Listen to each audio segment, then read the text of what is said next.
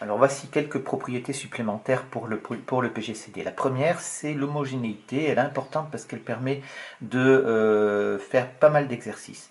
Donc si on a donc A et B qui sont deux entiers toujours non simultanément nuls, et si on multiplie chacun des entiers A et B par un réel alpha quelconque, par un entier alpha quelconque, alors bien sûr le PGCD est également multiplié par alpha. Pour la démonstration, c'est relativement simple en fait. Hein. Là, il y a 3 cas triviaux, totalement triviaux. Et dans l'autre cas, eh ben, ça se fait bien sûr avec l'algorithme d'Euclide. Donc vous comprenez bien que quand on va faire l'algorithme d'Euclide avec alpha A et alpha B, eh bien, on va obtenir exactement la même chose que l'algorithme d'Euclide avec A et B, où toutes les lignes, en fait, toutes les lignes de l'algorithme d'Euclide que l'on aura fait pour le PGCD de AB seront multipliées par alpha. Et à partir de ce moment-là, étant donné qu'on sait que dans l'algorithme d'Euclide, le dernier reste non nul est le PGCD, et ben, si toutes les lignes sont multipliées par alpha, bien évidemment, le dernier reste non nul sera également multiplié par alpha. Donc la propriété, elle se trouve, c'est une conséquence en fait directe de l'algorithme d'Euclide. On a maintenant une autre propriété qui est très très importante parce que c'est la propriété caractéristique du PGCD qui va nécessiter une démonstration. On prend donc toujours nos deux entiers qui ne sont pas simultanément nuls. Et on dit donc que si un entier est le PGCD de AB, alors, enfin, il y a un si et seulement si, c'est-à-dire c'est un si alors dans les deux sens, ça veut dire que A et B peuvent s'écrire sous la forme DA' et DB', où A' et B' sont bien entendu des entiers, je n'ai pas marqué, mais surtout ils sont premiers entre eux. Alors ça, il faut le démontrer parce que c'est quelque chose qui va nous permettre de simplifier après par le PGCD justement et d'arriver à réduire les écritures et de travailler avec des nombres le plus petit possible. Alors, on va dire que ici, je vais le démontrer dans ce sens, c'est-à-dire que je vais partir de si D est égal au PGCD de AB. Alors, je pars de D qui est égal au PGCD de AB. Ça veut dire, alors, je peux dire que D divise A et D divise B, bien sûr. Obligatoirement, puisque c'est le plus grand diviseur commun des deux, donc il n'y a pas de souci là-dessus. Il existe donc deux entiers A' et B'. Tel que, eh bien, on revient à la divisibilité. Donc, D divise A, ça veut donc dire que A est égal à DA' et B est égal à DB'. Ça, c'est la divisibilité. Maintenant, il nous reste à montrer que A' et B' sont premiers entre eux. Alors, on va partir donc de D qui est égal au PGCD de AB. Ça va être équivalent à dire que D est donc le PGCD de A et B, on les a écrits, donc ça nous fait DA' et DB'.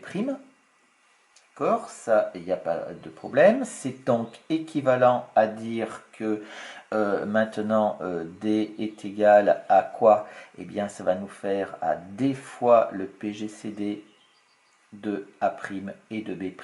Là, c'est ici par homogénéité.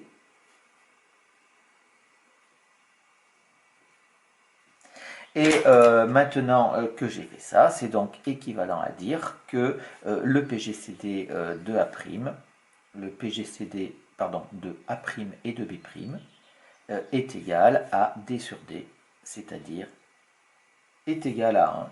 Et donc, j'ai montré que A' et B' étaient premiers entre eux. Ça, c'est dans ce sens. Si D est le PGCD de AB, alors on peut l'écrire comme ça. Maintenant, dans l'autre sens. Donc, la démonstration, elle se fait dans ce sens-là. Pardon, donc je vais prendre donc cette fois-ci si A est égal à DA' et B est égal à DB', avec le PGCD de A'B' est égal à 1. Et je veux montrer que alors le PGCD de AB est égal à D. Alors, je vais dire donc par homogénéité, tout simplement, hein, l'homogénéité va nous donner homogénéité je vais pouvoir dire que le PGCD de AB va être égal au PGCD de AB, c'est-à-dire de DA' et de DB'. Et ça va être égal à quoi? Ça va être égal à D fois le PGCD de A' et de B'. Et ça va être égal à D fois 1, puisque A' et B' sont premiers entre eux, donc le PGCD vaut 1. Et ça nous fait est égal à D, et c'est terminé. Voilà donc cette propriété caractéristique du PGCD, c'est-à-dire quand on a deux réels, eh bien on pourra les écrire DA' et DB', où D et le PGCD et A' et B' sont premiers entre eux, c'est quelque chose de très important. Une conséquence de cette chose-là, eh bien, c'est pour la simplification des fractions, en fait. C'est-à-dire que quand vous allez avoir une fraction comme ça, eh bien, elle va être, de fait, c'est la conséquence directe de la propriété caractéristique, elle va être divisible, simplifiable par le PGCD de AB. Et de la même manière, ça c'est quelque chose que l'on vous dit depuis tout le temps, et vous l'avez intégré, mais c'est une conséquence directe de cette propriété-là aussi, c'est que la fraction, elle va être irréductible, si on ne peut plus la simplifier, c'est-à-dire si le PGCD de AB est égal à 1. Si le PGCD de AB n'était pas égal à 1, alors on pourrait encore la simplifier par le PGCD.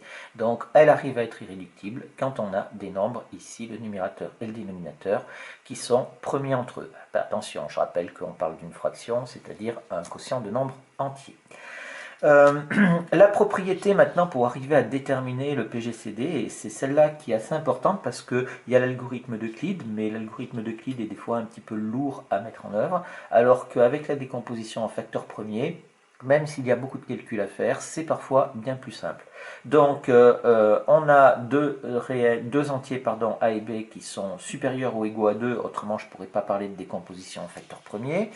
Et il y a deux cas, donc si A et B n'ont aucun facteur premier, donc, alors on est d'accord que le PGCD de AB vaut 1, donc ça n'a pas d'importance, elle est admise, cette propriété.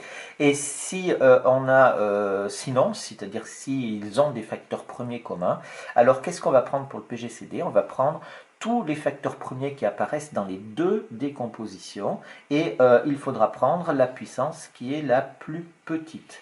Donc regardez, c'est parce que la propriété est un petit peu compliquée, alors qu'à l'utilisation elle est beaucoup plus simple. Alors, nous voulons déterminer le PGCD de 1800 et de 10500. J'ai fait les décompositions en facteurs premiers pour gagner un petit peu de temps. Et maintenant, on va essayer de déterminer le PGCD. Alors, j'ai ici mes décompositions. J'ai donc les facteurs premiers. Là, j'ai 2, 3, 5. Là, j'ai 2, 3, 5 et 7. Donc, il faut que je prenne les facteurs premiers qui sont communs aux deux décompositions. Donc, le 7, je ne vais pas le prendre. Donc, pour le PGCD, je vais avoir donc du 2, je vais avoir du 3 et je vais avoir 5. Et maintenant, il faut que je détermine la puissance à laquelle je vais le prendre. Eh bien, je vais prendre ici la plus petite puissance que j'ai dans toutes mes décompositions. Donc, pour les puissances de 2, là, j'ai 2 au cube. Ici, j'ai 2 au carré. Donc, je vais conserver 2 au carré ici. Pour 3, ici, j'ai 3 au carré. Ici, c'est comme si j'avais 3 à la puissance 1.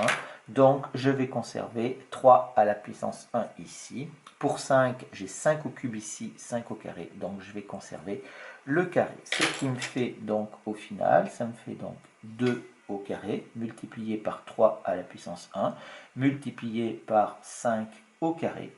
Ça nous fait donc 5 au carré, ça fait 25. 4 fois 25, ça nous fait 100, ce qui nous fait donc est égal à 300 ici pour le PGCD de 1800 et de 10500. Donc voilà une façon pratique de le déterminer quand la décomposition en facteur premier est simple et qui va permettre de simplifier les fractions rapidement. Bien entendu, la simplification, elle se fait après les simplifications évidentes. Si on avait une fraction comme ça, on est bien d'accord qu'au départ, on simplifierait par 100 sans avoir fait la décomposition en facteur premier. Donc une fois qu'on a fait les simplifications évidentes qui nous ramènent à des nombres plus petits, après, on peut éventuellement faire une toute petite décomposition en facteur premier, qui le plus souvent d'ailleurs est mentale, et on a donc tout de suite la fraction irréductible.